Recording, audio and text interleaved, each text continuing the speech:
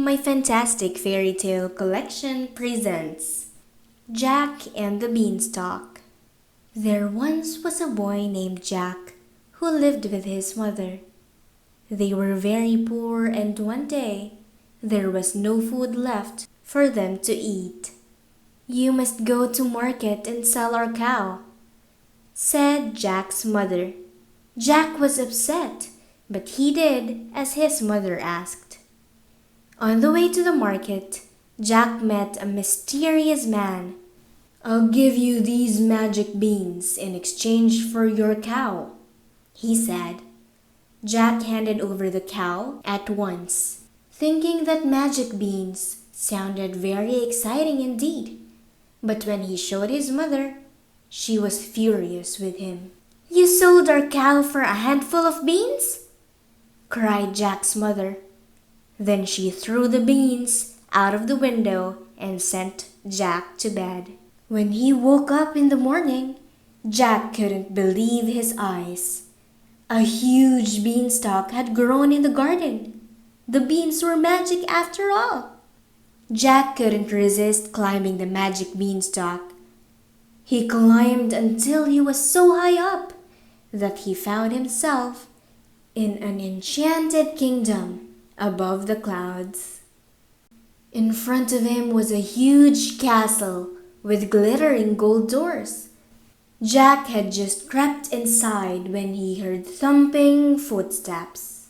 Jack hid as he watched an enormous giant sit down and start counting golden coins onto the table.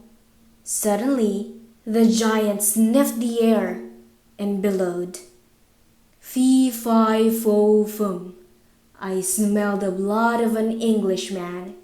Be he alive or be he dead, I'll grind his bones to make my bread." The giant searched everywhere for Jack, but eventually he gave up and fell asleep.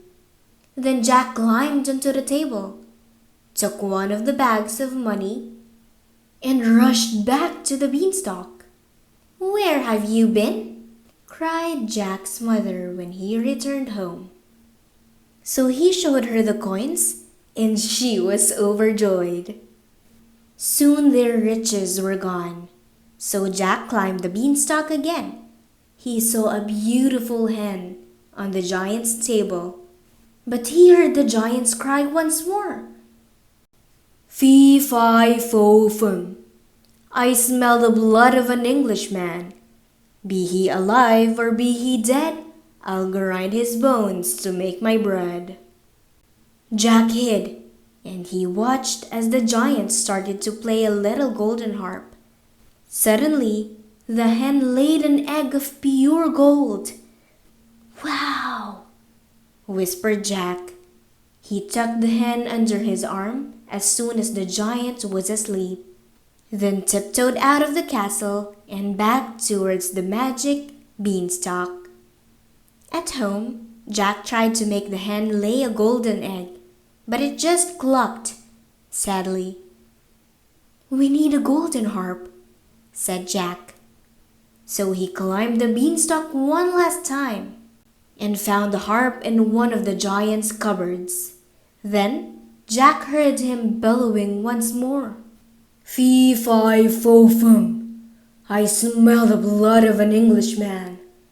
Be he alive or be he dead, I'll grind his bones to make my bread." Before the giant could catch him, Jack grabbed the harp and ran to the beanstalk. But the magical harp cried out, "Master, I'm being stolen." The giant jumped onto the beanstalk and began climbing down, making it swish and sway. When Jack reached the bottom, he fetched an axe. He chopped up the beanstalk until it toppled down, bringing the mighty giant crashing to the ground once and for all. At last, Jack played the magic harp to the hen, and it laid its golden eggs.